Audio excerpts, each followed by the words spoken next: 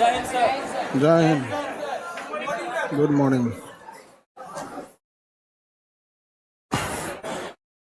ये लाइन यहाँ से यहाँ ही आप लोग 5 बजे आके क्लास ऑफिस के सामने खड़ी हो जाती है लोग यहाँ पे इतना सुबह सुबह। कोई बात नहीं है, आप मत आइए, हम सीसीटीवी कैमरा देख के कल बाहर कर देंगे। सुबह 5 बजे कौन मैनेजमेंट में उतना खड़ा रहेगा आप लोग के लिए? उसका लड़की लोग को कोई बोल देगा तो हमको बोल दिया, ये किया वो किया।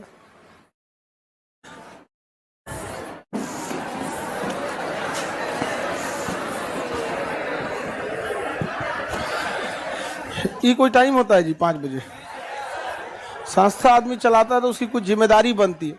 लड़का सब में है कि चलो भाई लाइन लगा के खड़ा है कहीं तो कोई दिक्कत नहीं, अपना कुछ कर रहा है। अब इन लोगों को कोई कुछ बोल दिया तो फिर 4 को बात बोलेगी लोग।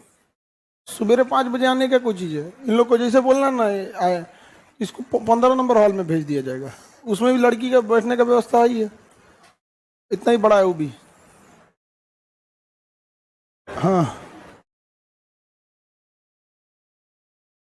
पूरा परेशान करके रख देती है सब। इससे पहले क्लास में हम आपको कहां तक बता दिए थे? कौन सा काल? ऐतिहासिक काल के बारे में बता दिए थे। किसी को कोई दिक्कत नहीं ना? इधर ही मंजूली का बकलो लिया, बाल बांध के आया करो।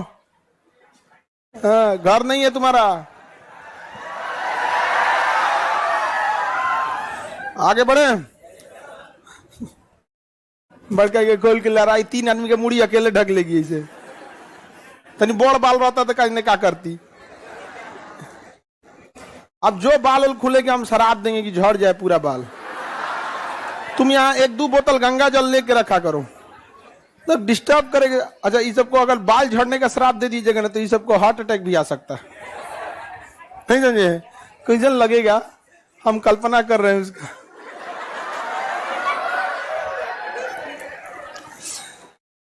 आपको हम ऐतिहासिक स्रोत वगैरह के बारे में बता रहे थे। और तुम लड़का लोग भी इतना पहले आके टाइम वेस्ट मत किया करो। समझ में आ गया? सबको पढ़ने आता है, मतलब ऐसा नहीं है कि जो खड़े रहते हैं उनको नहीं समझ में आता है, या फिर जो ऑनलाइन है उनको समझ में नहीं। आप अपना टाइम वेस्ट करिएगा तो उससे क्या फायदा है? समय बहुत कीमती होता है वो, इसको जितना सदुपयोग कर लीजिए उतना आपके लिए अच्छा है। वरना एक समय आएगा कि अपनी गलतियां सोच सोच के पछताएंगे आप लोग।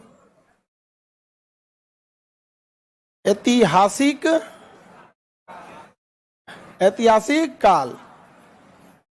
किसी को दिक्कत? हम लोग किस काल में जी रहे हैं? किसमें? ऐतिहासिक काल। समझ में आ गया कि नहीं आ गया? ऐतिहासिक काल।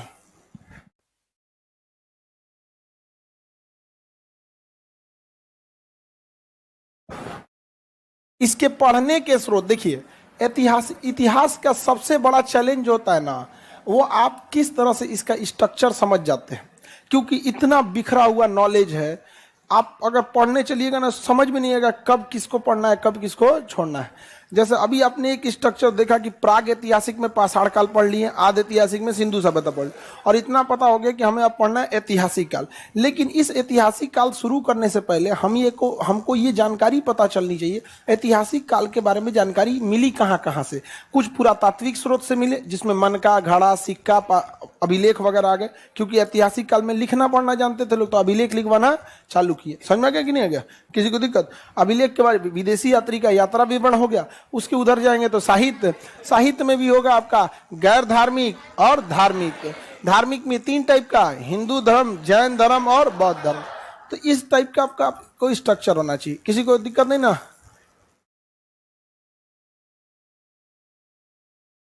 किसी को दिक्कत नहीं? अब आगे बढ़ते हैं हम लोग। पहला क्या था बाबू इसका स्रोत का? पुरातात्विक स्रोत। पुरातात्विक स्रोत। उसके बाद क्या था? विदेशी यात्री बोल रहे गधा कहीं का। यात्रा कौन सी बोलता है? विदेशी यात्री आया होगा तो वो ना लिखा होगा विदेशी यात्रा, यही बोलता है। हाँ, तुम तो नहीं है बोला कर। हाँ,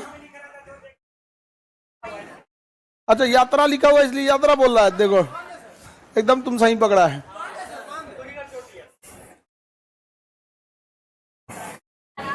यहां पर साहित्य, साहित्य समझ में आ गया। देखिए ऐतिहासिक काल को अलग बनाता है इसका साहित्यिक स्रोत, क्योंकि पुरातात्विक स्रोत तो हर एक कालखंड में मिला है।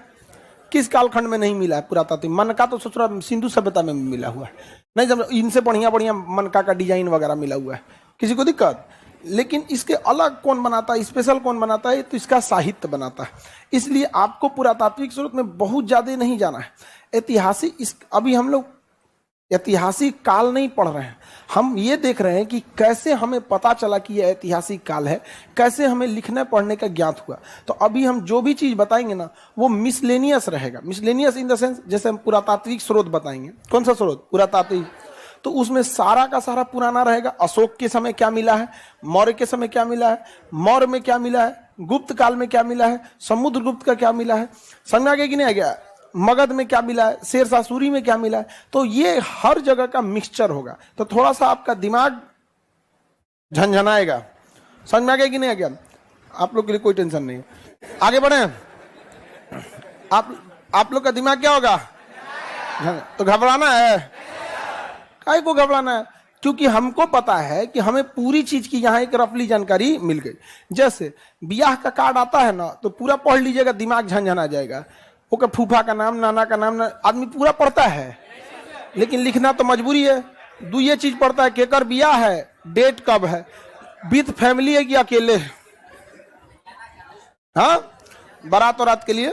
उसी तरह हमको तो छापना सब पड़ेगा, बताना सब पड़ेगा, लेकिन आपको ध्यान सब पे नहीं देना है, आपको सब पे ध्यान नहीं देना। पुरातात्विक स्रोत में हम आपको अभिलेख भी पढ़ाएंगे। अब ये बताओ, अगर यहाँ अभिलेख समझ में नहीं आता है तो इसमें कोई गुनाह नहीं है, और अगर किसी को समझ में यहाँ अभिलेख आ गया तो वो गुनहगार है। रीजन समझिए क्या है। अभिलेख लिखा था अशोक, अभी अशोक शुरू ही नहीं हुआ है। मजबूरी यह है कि यहाँ हमें आपको सब बात बताना पड़ेगा कि क्यों इस कालखंड को हम ऐतिहासिक कहते हैं, जो प्राग ऐतिहासिक और आद ऐतिहासिक से अलग है। कुछ ना कुछ तो बोलेंगे ना। तो यहां अगर किसी को अभिलेख समझ में आ गया तो दिक्कत है। विदेशी यात्री वो किसी ना किसी के दरबार में आए होंगे। मेगास्थनीज चंद्रगुप्त मौर्य के आया था, इब्न बतूता मोहम्मद बिन तुगलक में आया था, अब्दुल रज्जाक विजयनगर साम्राज्य में आया था। समझ में आ गया कि नहीं आ गया? अब ये बताओ, ना आपको मोहम्मद बिन तुगलक पता है, ना अब्दुल रज्जाक के बारे में पता है, ना विजयनगर काल पता है, ना ही आपको चंद्रगुप्त मौर्य का मगध पता है, तो कहां से मेगास्थनीज समझ में आ जाएगा? इसका मतलब जिसको मेगास्थनीज समझ में आ गया उसके लिए दिक्कत है। समझ में आ गया? लड़की खुश हो रही है जैसे कि इसका मतलब कम समझना ही अकलमंदी है। हाँ? कितना खुश है सब। तुम कौन सी खुशी आती है? तुम देखती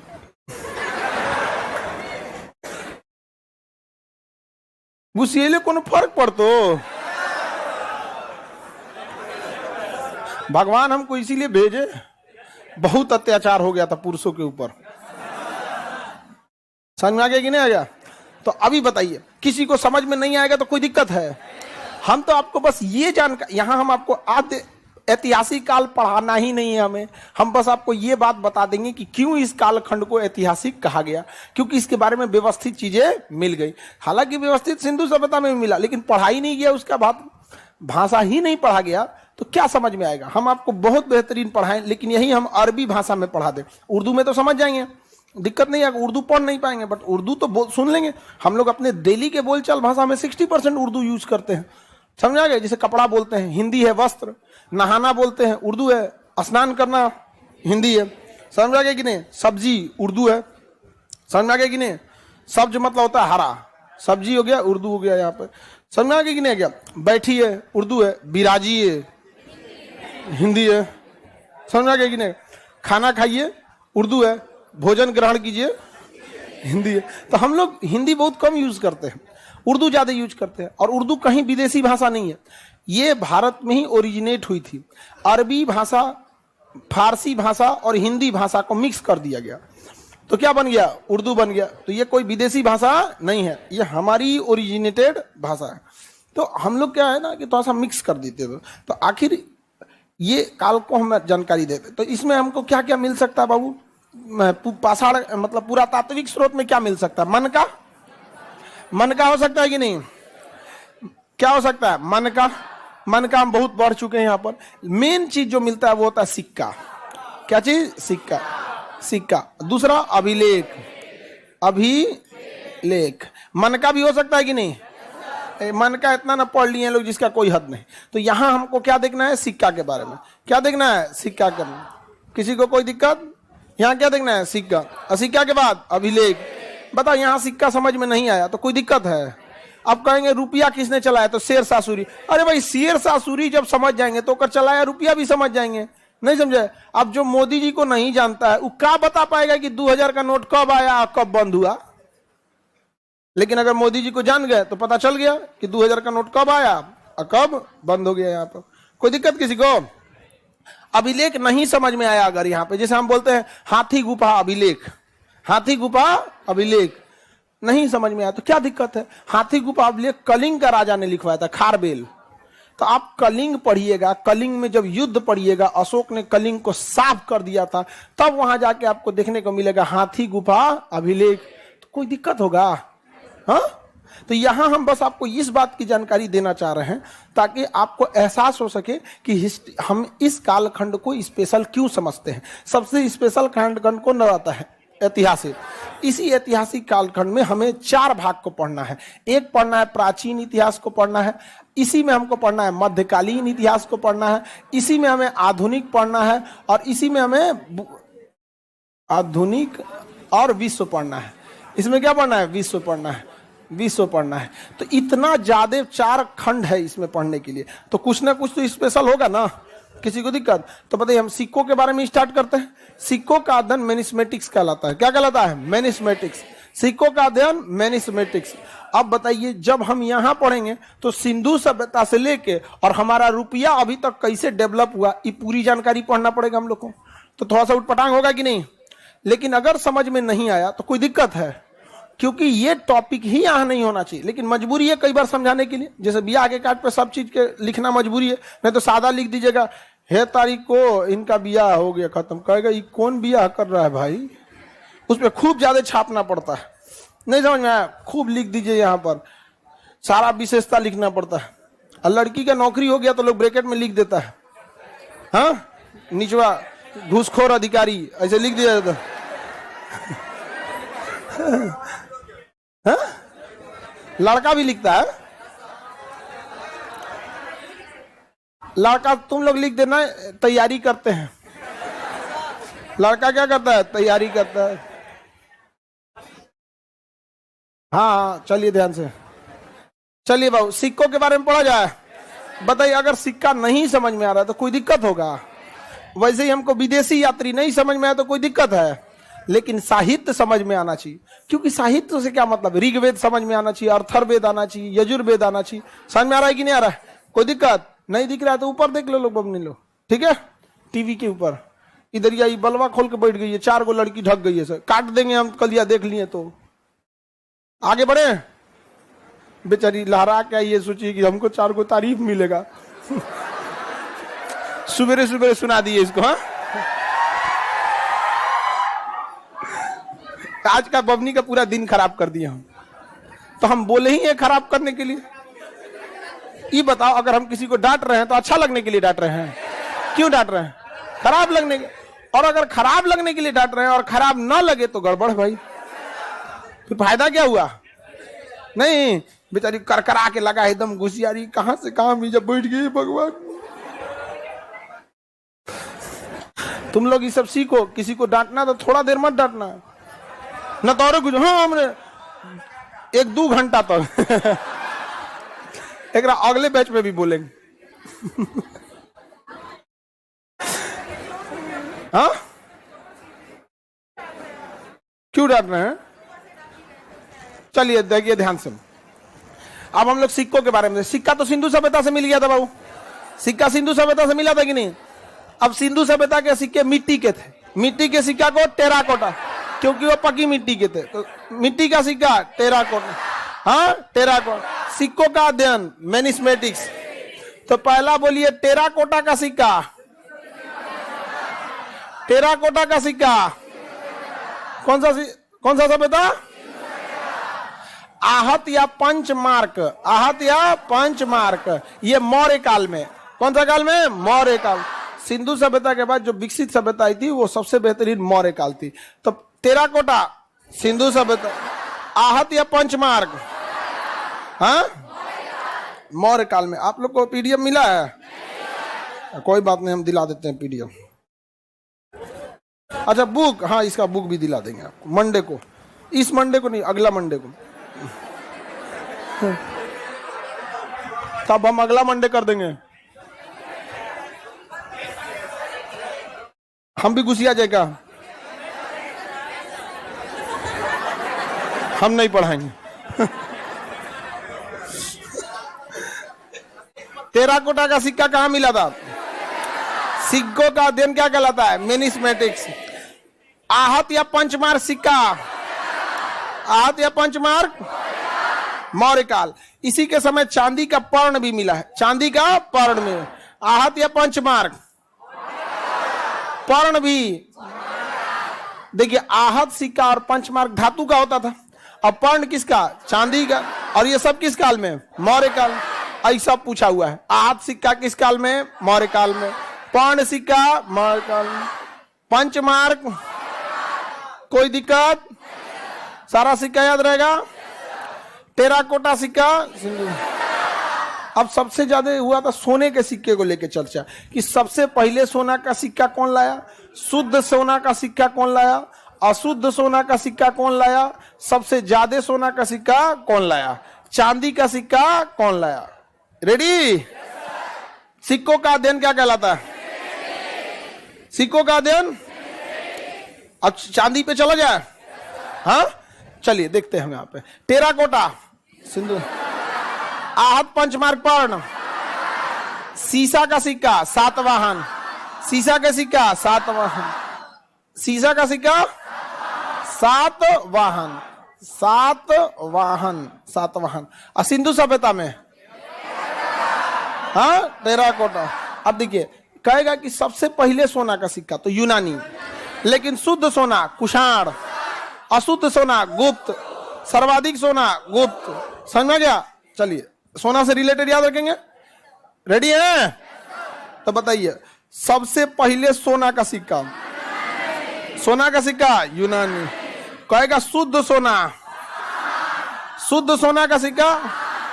फिर कहेगा अशुद्ध सोना का सिक्का, अशुद्ध सोना का सिक्का, उसमें मिलावट कर दिया गया था। कहेगा सर्वाधिक सोना का सिक्का, ये भी गुप्त काल में। सर्वाधिक सोना का सिक्का गुप्त काल में। इसी में कहेगा राजा रानी का सिक्का, राजा रानी का सिक्का गुप्त काल में हुआ था। इसी में कहेगा चांदी का सिक्का गुप्त काल, चांदी का सिक्का गुप्त।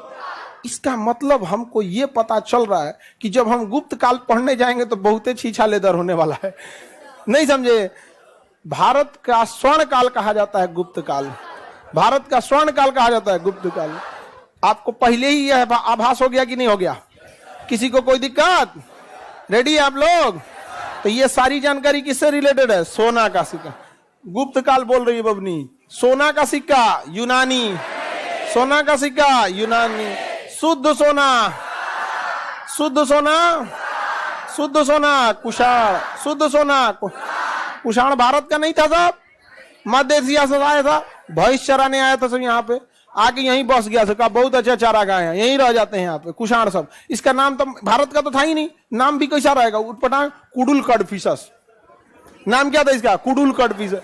ये तो खानदान का नाम है ना कुषाण, खानदान का नाम है गुप्त, खानदान का नाम है मौर्य, खानदान का नाम है सातवाहन। समझा गया कि नहीं? तो इस सब खानदान का नाम है। मौर्य क्या है? खानदान है। इसी खानदान का था चंद्रगुप्त मौर्य, इसी खानदान का था अशोक। सातवाहन क्या है? खानदान। यूनानी क्या है? खानदान। कुषाण क्या है? खानदान। इस खानदान का था आपका विंग कुडुल कडफिशस। उसके बाद आया विंग कडफिशस। कौन है? विंग कड। ये देख लिया भोले बाबा को जल चढ़ाते हुए, और सब लोग को देखा, अरे भाई किसका पूजा कर रहा है? सब देखा कि भाई शंकर जी का पूजा कर रहा है। कुषाण वाला सब हो गया, सब एकदम शंकर जी का भक्त, भोले बाबा का। जाके जल चढ़ाने लगा पूरा कुषाण सब, मानसरोवर जाके चढ़ा दिया से जल। चाइना उधर से जा रहा था तो मार के भगा दिया, भाग चट्टा कहीं के। भोले बाबा हमारा यहाँ पे पूरा अपना हो गया, यहाँ सोचिए, आया था विदेश से, हो गया भोले बाबा का। इसी का खानदान का एक ठो आया था कनिष्क। कौन आया था? कनिष्क। उसने बौद्ध धर्म अपना लिया। उसने क्या अपना लिया? बौद्ध।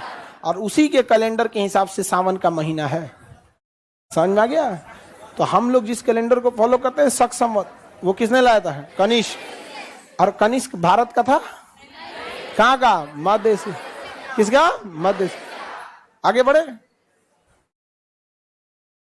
किसी को दिक्कत? बताइए। पहली बार सोना यूनानी, शुद्ध सोना अशुद्ध सोना गुप्त, अशुद्ध सोना गुप्त। गुप्त ने अशुद्ध इसलिए ला दिया कि गुप्त के समय सोने का बहुत ज्यादा ढलाई हुआ, इतना ज्यादा सोना का सिक्का का ढलाई हुआ कि कुछ ना कुछ मिलाना ही पड़ा था, इसलिए उसे क्या कहा? गुप्त सा। हाँ, गुप्त। आगे बढ़े, राजा रानी का सिक्का चंद्रगुप्त। कौन सा? चंद्रगुप्त द्वितीय, चंद्रगुप्त द्वितीय, चंद्रगुप्त द्वितीय। चांदी का भी सिक्का चंद्रगुप्त द्वितीय, चांदी का सिक्का चंद्रगुप्त द्वितीय। गुप्त में ये बहुत महत्वपूर्ण शासक था, चंद्रगुप्त द्वितीय, चंद्रगुप्त द्वितीय। याद रहेगा। राजा रानी का सिक्का चांदी का सिक्का चंद्रगुप्त द्वितीय। आगे बढ़, मयूर शैली का सिक्का गुप्त काल, समुद्रगुप्त। मयूर शैली का सिक्का, हाँ, मयूर शैली। मयूर मतलब मोर, मयूर मतलब मोर, मोर, मयूर उसी खानदान का मयूर, मयूर। गुप्त काल। गुप्त में कौन सा गुप्त? समुद्रगुप्त, समुद्रगुप्त, समुद्रगुप्त। बताओ, ये सारा खानदान किसका है? गुप्त का। कौन सा खानदान? गुप्त का खानदान। कौन सा है? गुप्त का खानदान। कोई दिक्कत? आगे बढ़े, याद हो जाएगा सिक्का। सिक्का आपको यही याद रखना पड़ेगा। सिक्का आपको यहाँ, सिक्के का अध्ययन मैनिस्मेटिक्स, सिक्कों का अध्ययन मैनिस्मेटिक्स, सिक्कों का अध्ययन मैनिस्मेटिक्स, सिक्कों का अध्ययन मैनिस्मेटिक्स। टेराकोटा का सिक्का आहत पंचमार्ग ज्ञापन। हाँ, मौर्य काल में कौड़ी का भी यूज होता था, पत्थर के होता था कौड़ी। आगे बढ़े, शीशे का सिक्का, शीशा सोना, शुद्ध सोना, सर्वाधिक सोना गुप्त, अशुद्ध सोना राजा रानी का सोना चंद्रगुप्त द्वितीय। चांदी का सिक्का चंद्रगुप्त द्वितीय, चंद्रगुप्त। इसने अपने आप को विक्रमादित्य की उपाधि धारण कर दी। कौन सी उपाधि? विक्रमादित्य, विक्रमादित्य की उपाधि। तुम समझ में आ रहा है छोटका तुम्हारा? तुम क्लास नागा करेगा तो थूर देंगे तुमको हम। समझ में आ गया कि नहीं आ गया? 11th में कि 12th में? 11th में।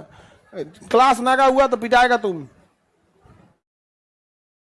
ध्यान देना लोग जी। इसको काला लड़कों के ग्रुप में बैठाओ, चारों ओर से उसको सुरक्षा कवच बनाएगा सुस। हाँ, बीच में इसको रखो, बाकी चारों ओर काला लड़का। मयूर शैली समुद्र को, मयूर शैली।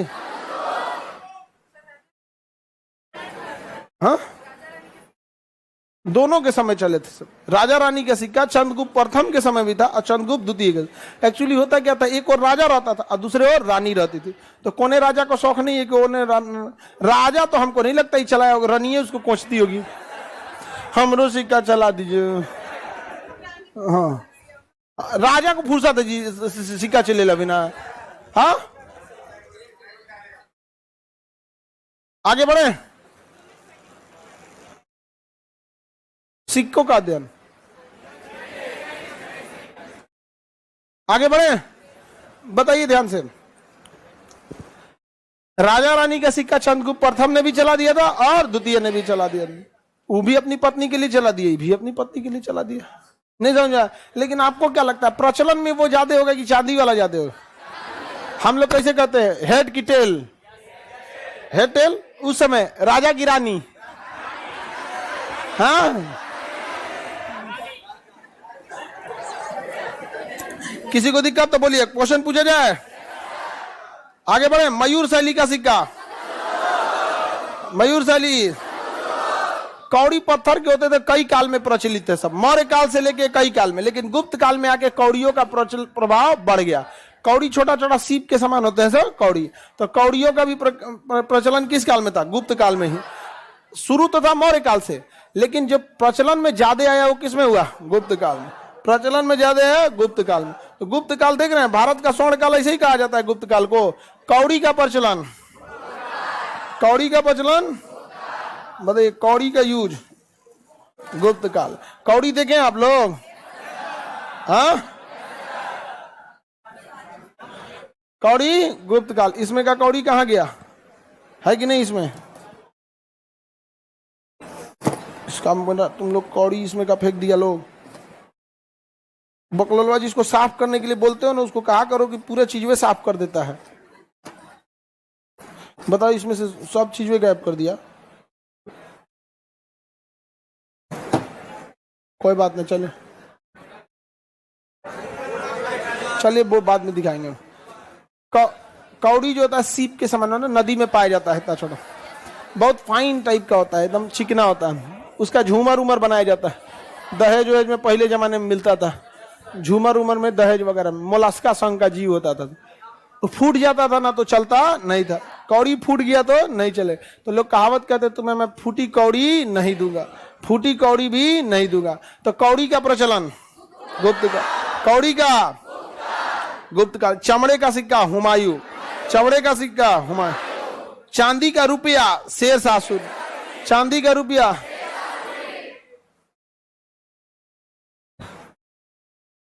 शंख की तरह होता है, छोटा होता है एकदम कौड़ी। आगे बढ़े,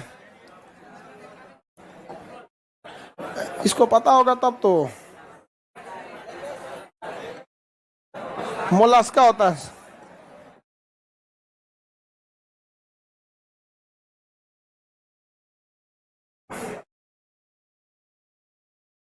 कौड़ी का यूज होता था। ये रहा, ये है कौड़ी। ये क्या है? ऐसा देखे होंगे आप लोग। यही क्या है? कौड़ी है ये।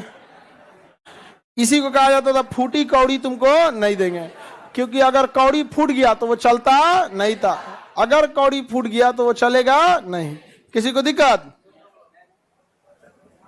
कहां चला जाता है ये रहा आपका कौड़ी। प्रचलन में तो बहुत जाता था, लेकिन गुप्त काल में इसका प्रयोग ज्यादा होने लगा। ये क्या है? कौड़ी है। क्या है? कौड़ी है। किसी को दिक्कत? घोंगा जी, अरे यही कौड़ी है, फूट जाएगा तो चलेगा नहीं। तो पहले खरीद बिक्री के लिए ना 4 कौड़ी का ये दे दीजिए, 5 कौड़ी का ये दे दीजिए। तो ये सिक्के का रूप में यूज होता था। अब फूट गया तो चलता नहीं था। नोट जैसे फट जाता है तो नहीं चलता है, सिक्का टूट जाएगा तो नहीं चलेगा, उसे तो फूटी। तो लोग कहते तुमको फूटी कौड़ी नहीं देंगे। बाद में इसका प्रचलन बंद हुआ तो लोग इसी में छेद छेद करके झूमर बना देते हैं लोग। समझ में आ गया कि नहीं? आप देखें प्राचीन काल में जिसका जिसका बिया हुआ होगा ना, बहुत पहले दादा दादी के समय का दहेज का सामान देखिए, या पिताजी के समय, तो ये मिला होगा आपको। कौन जी? यही कौड़ी लटकते हुआ ऐसे झूमर में। आप समझ में आ गया कि नहीं आ गया? नहीं तो कोई आदमी गेट वेट पे लगा देता था। आप कोई दिक्कत?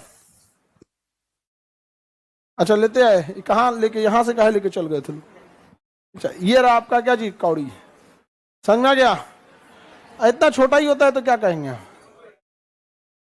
यही है ओरिजिनल कौड़ी। जूम करो तो जी।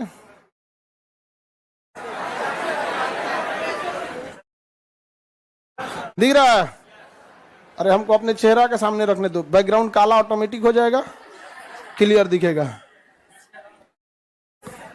दिख रहा है? देखो काला आदमी का कितना काम है।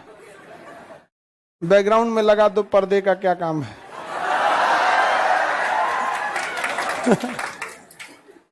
आगे बढ़े। ये कौन सी कौड़ी है? फूटी कौड़ी नहीं, सीधा कौड़ी है।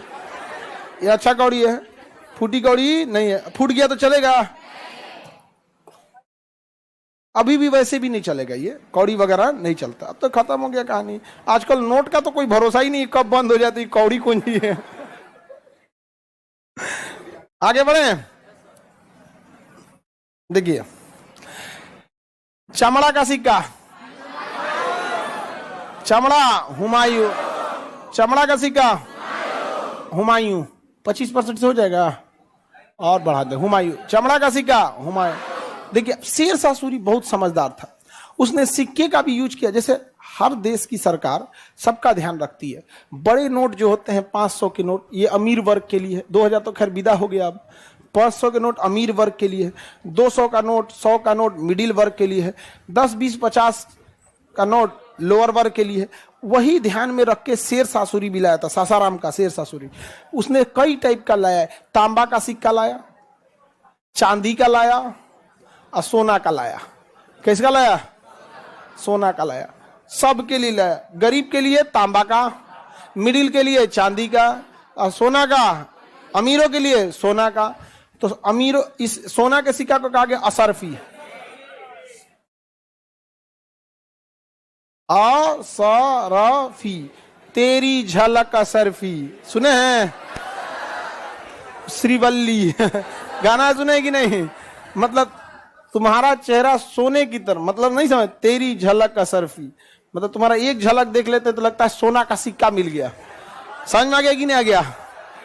उसका भाव समझिए यहाँ पे। और बुढ़वा कह रहा है अंकल जी कि हाँ पियर पियर जॉन्डिस होगा। अरे एक और भाग जी तो पता नहीं, हमको नहीं लग रहा है इसका। हाँ बताइए, असरफी किस चीज का होता था? और तांबे का होता था दाम। तांबे का क्या होता था? दाम। और चांदी का होता था रुपया। चांदी का होता था रुपया। और सब किसने चालू किया था? शेरशाह सूरी। शेरशाह सूरी, शेरशाह सूरी, कोई दिक्कत? शेरशाह सूरी। बताइए तो बाबू, तांबा का दाम, चांदी का रुपया, सोने का असर, सोने का असरफी। अभी बताइए, किसी भी समाज में देखिएगा तो अमीर की संख्या ज्यादा नहीं होती है, ज्यादा नहीं होती है, लेकिन उनके पास पैसा बड़े ज्यादा होता है। अमीर आपके गांव में 5-6 गो आदमी होगा, 10 आदमी जो बहुत अमीर होगा, और उसके पास आधा गांव की संपत्ति अपने रख ले होगा। तो असरफी का यूज ज्यादा नहीं होता था, अमीर लोग यूज करते थे। ठीक है। चांदी रुपया का यूज थोड़ा सा मिडिल क्लास वाले लोग, किसी भी समाज में गरीब तबके के लोगों की संख्या ज्यादा होती, तो ज्यादातर लोग तांबे के किसका यूज करते थे? दाम। तो अमीर खरीदने जाते थे तो पूछता था कितने असरफी हुए, बढ़िया बढ़िया सामान खरीदता था। मिडिल क्लास वाला पूछता था कै रुपया हुआ। अमीर क्या पूछता था? कितना असरफी। मिडिल क्लास वाला कितना रुपया। और गरीब दाम, गरीब दाम। तो गरीब की संख्या ज्यादा होती है, फेमस हो गया। आज वो पूछते दाम पता करके आओ, तो दाम बंद हो चुका है। दाम तांबे का होता था, दाम क्या हो चुका है? बंद हो चुका है। नहीं बंद हो चुका है जी, कोई दिक्कत? तो बताइए, सोने का असर भी शेरशाह सूरी, चांदी का रुपया, सोने का असर भी, सोने का असर, चांदी का रुपया, तांबे का दाम, तांबे का। किसी को कोई दिक्कत? आगे बढ़े। लाइव वाले लोग थोड़ा सा नेटवर्क प्रॉब्लम है, इसलिए थोड़ा सा एडजस्ट कीजिए, नेटवर्क इशू है, थोड़ा बहुत हो जाता है। आगे बढ़े। अब हम आगे जब पढ़ेंगे तो आपको जब शेरशाह सूरी पढ़ाएंगे तब उसमें बताएंगे एक दाम में, एक असरफी में कितना रुपया और 1 रुपया में कितना दाम। समझ में आ गया कि नहीं आ गया? कैसे हम लोग कहते हैं 500 रुपया का नोट खुला करेंगे तो 100 का कै को मिलेगा? कितना मिलेगा? 5। वैसे यहाँ भी नियम कानून होता कि नहीं? यहाँ पे तो बताइए, सोने की असर, चांदी का, तांबे का, तांबे का। शेरशाह सूरी जो है ना, हुमायूं को मारा था तो गढ़ा में कूद गया। बाद में पता चला गढ़ा नहीं है, गंगा नदी है। कहा कि जाओ, अब कुछ हो तो दह गया वहां पे। तो एक सिहाबुद्दीन नामक भिश्ती पानी भरने वाला मछुआरे ने उसे बचाया। तो उसी से पूछा कि तुमने मेरी जान बचाई, तुम्हें 1 दिन के लिए राजा बना देते हैं, तुम क्या करोगे? तो कहा कि 1 दिन में कौन ची हो? तो चमड़ा का सिक्का चला दिया। कहा कि पैसा धन दौलत मांगेंगे तो इतिहास में नाम नहीं आएगा, चमड़ा का सिक्के चालू कर देते हैं। इतिहास जब तक रहेगी तब तक कोई याद करेगा कि चमड़ा का सिक्का चालू किया। और 1 दिन चमड़ा का सिक्का चालू किया, जितना छपा उतना छपा, बाद में धीरे धीरे क्या हो गया? बंद हो गया। जैसे 2000 का नोट 3-4 साल चला, 2016 में बंद किए थे, 7 साल चला। कितना जल्दी समय खत्म हो जाता है, 7 साल कब चला गया पता ही नहीं चला। अभी तो आप लोग कम में देखे, हम लोग के सामने पैदा हुआ था गुगला, उसका छठियारी खाए हम लोग गुगला का। देखते देखते गुगला इतना बड़ा हो गया जिसका कोई हद नहीं। आज गुगला सब कुछ जानता है। आपका फोन बंद भी, आप वहां फोन रखे हैं ना, वो सब सुन रहा है। अभी हम यहाँ 4 बार बोलेंगे ना, मैगी में ये पड़ता है, मैगी में वो पड़ता है, मैगी के अच्छा लगता है, मैगी में टमाटर, 4 बार 5 बार सुनेगा ना, अब हम कोई वीडियो देखेंगे मैगी का प्रचार आ जाएगा। बहुत खचरा है, सुनते रहता है सब बात ध्यान से। इसलिए देखिएगा किसी भी बड़े मीटिंग में, प्रधानमंत्री की मीटिंग में ना 12वां मोबाइल रखवा देता है। आप अंदर मोबाइल लेके नहीं जा सकते, बाहर रखवा देगा किसी का भी। हा? अभी के सिक्के तो सिक्का धातु का ही बना होता है, एक धातु होता है सिक्का धातु, समझा। कई धातुओं का क्या होता है, मिश्रण होता है, उसमें कई धातु को क्या किया जाता है, मिलाया जाता है, ताकि उसको बनाना इजी ना हो। अगर एक ही धातु का बना देगा ना, लोहार लोग भारत के एक से एक कलाकार है, लोग देखते हैं मुंगेर में, बंदूक बनाते टाइम नहीं लगता है। तो हमारे यहाँ के बढ़ई, लोहार, ये सब एक से एक कलाकार है। 2 बार 3 बार ध्यान से देख लेगा, छाप देगा अपन सिक्का, जा ऊपर से सांचा डाई बना देगा, डेली 2 बोरा सिक्का निकाल रहा है। इसलिए जानबूझ के उसको अलग अलग मेटल का बनाया जाता है, कि वो अलग अलग मेटल बनाने वाली मशीनियां करोड़ों की आती है। तो सरकार के पास पैसा की कमी नहीं है, एक बार करोड़ों की मशीन खरीद लिया, उसके बाद छाप दिया धक्का-धक, नहीं समझ में आया, हो गया। किसी को दिक्कत है तो बोलिए,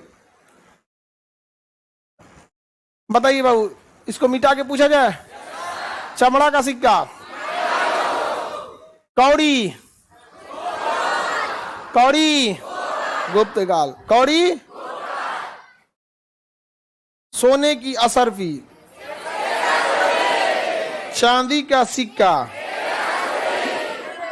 चंद्रगुप्त द्वितीय, चांदी का सिक्का, चंद्रगुप्त, चांदी का रुपया, शेरशाह सूर्य।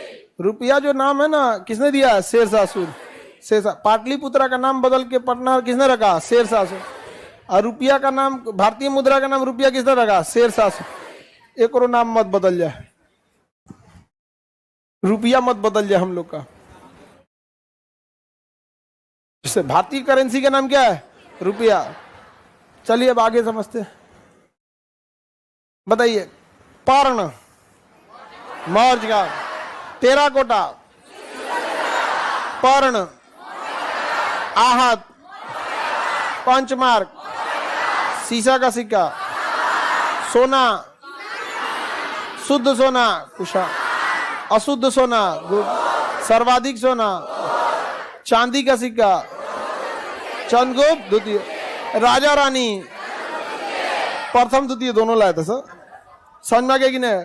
आप लोग भी ला सकते हैं राजा रानी का सिक्का, बस घरे में चलेगा। आप लोग छपवा लीजिए, लोग छपवा लेते हैं अपने, जैसे आप लोग भी, बहुत लोग जैसे दिवाली के दिन देखते हैं चांदी का लेते हैं सिक्का, तो कोई अपने बुजुर्ग दादा दादी का छपवा लेता है, कोई माता थोड़ा सा महंगा आता है, उसका डाई उसमें बना लेते, अलग अलग होता है। यहाँ पे चांदी, धनतेरस के दिन देखते हैं ना, धनतेरस आता है, सोना खरीदना है, सोना में होता है, धनतेरस में सोना शुभ माना जाता है। ठंडी की शुरुआती क्या होता है, धनतेरस, उसके बाद तो ठंडी अपना स्टार्टिंग कर देता। अमीर सोचता है सोना किधर से ले, और गरीब सोचता है कि ठंडी आ गया, सोना किधर है। अब फुटपाथ पे सोते हैं बेचारे, अंतर देख रहे हैं। उसी दिवाली में किसी को सोना की चिंता है और किसी को सोने की चिंता है। बहुत उटपटांग है हमारा देश, विविधताओं से भरा हुआ है। दिवाली आते सब टेंशन में हो जाता है, फुटपाथ पे ना सोएगा। दिवाली के बाद तो ठंड चालू हो जाती है, छठ, उसके बाद ठंड चालू हो जाती है। शुद्ध सोना का सिक्का, कुशाण, सर्वाधिक सोना, राजा रानी, कौड़ी, कौड़ी, गुप्त, ठीक है। सोने का क्या होता था शेरशाह सूरी के समय, सोने का बताओ, सोने का सरफिस, सर्फ एक्सल बोल दे, असरफी, सरफिज बोलता है, कुछ भी बोल देता है। चांदी का क्या होता था, तांबे का, तांबे का सर्वाधिक प्रचलन में असरफी, रुपया या दाम, दाम, हाँ। आज भी बिहार बंगाल के एरिया में पूछेगा तो लोग क्या कहते हैं, दाम। दाम पता करके आओ, कै दाम लेगा, 4 दाम 5 दाम, अरे कोई दाम हम सब कहते हैं। अब तो क्या चलता है, रुपया, हाँ रुपया। तो देखिए प्राचीन काल में बिहार का बहुत गौरवपूर्ण इतिहास रहा है। अशोक स्तंभ जो है, अशोक बिहार का शासक था, जो भारत का राष्ट्रीय चिन्ह यहीं से आया था। भारत की जो रुपया है वो शेर शाह सूरी यहीं से चालू किया था, यहीं से चालू किया था। दिक्कत क्या है, हम बिहार वालों का इतिहास खराब नहीं है, वर्तमान और भविष्य गड़बड़ है। और जब भी चर्चा होती है तो हम अपने इतिहास गिनाने लगते हैं। इतिहास हमें याद रखना है, इतिहास पे इतरा के नहीं रखना है। इतिहास हमें गौरव देता है और जिम्मेदारी देता है कि इसे और आगे बढ़ाया जाए। लेकिन नहीं, कोई कहेगा बिहार में दिक्कत, अरे बिहार पहला यूनिवर्सिटी हमारे यहाँ, अच्छा ठीक है, नालंदा यूनिवर्सिटी हमारे यहाँ था, कोई इनकार नहीं कर सकता। आज कोनो कायदे का यूनिवर्सिटी बताइए, एक कायदे, पटना यूनिवर्सिटी आधा टीचर का पोस्ट खाली है, आधा खाली, क्या पढ़ाएगा भाई, दीवार से कोई थोड़े पढ़ेगा। आधा पोस्ट खाली है, उसमें 30% टीचर भाड़ा पे आते हैं लोग, ठेका पे, एडहॉक बोलते हैं उसको, ठेका पे। मुझे कैलकुलस पढ़ा देंगे, पढ़ाए नहीं है लेकिन ट्राई, अच्छा पढ़ा दो ना, सरकारी यूनिवर्सिटी है, पढ़ा जाओ, समझ में कि नहीं। तो आज के समय बताइए, जेपी यूनिवर्सिटी, वीर कुंवर सिंह, मगध, मगध,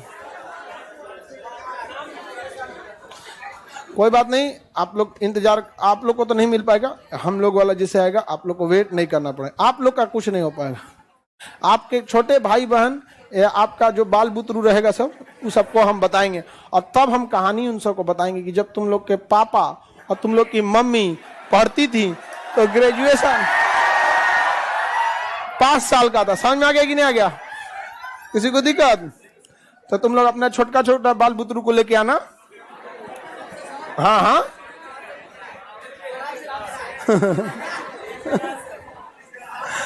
आप लोग भी समझ में आ गया कि नहीं आ गया, उस सबको हम समझाएंगे तुम लोग के मम्मी पापा कितना दुख में पढ़ा था सब। बताओ बउआ, सिक्का समझ में आ गया, कोई दिक्कत? अच्छा कोई नहीं समझ में आया होगा किसी को, तो भी घबराना नहीं है।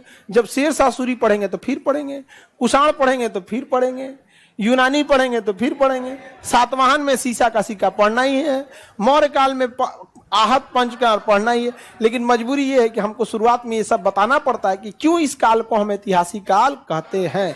आगे का क्लास मंडे को, आगे क्लास मंडे को, टेस्ट के लिए रेडी रहिएगा। मंडे या ट्यूसडे को ले सकते हैं हम टेस्ट, समझ में आ गया? मंडे ट्यूसडे को टेस्ट ले सकते हैं, रेडी रहना आप लोग।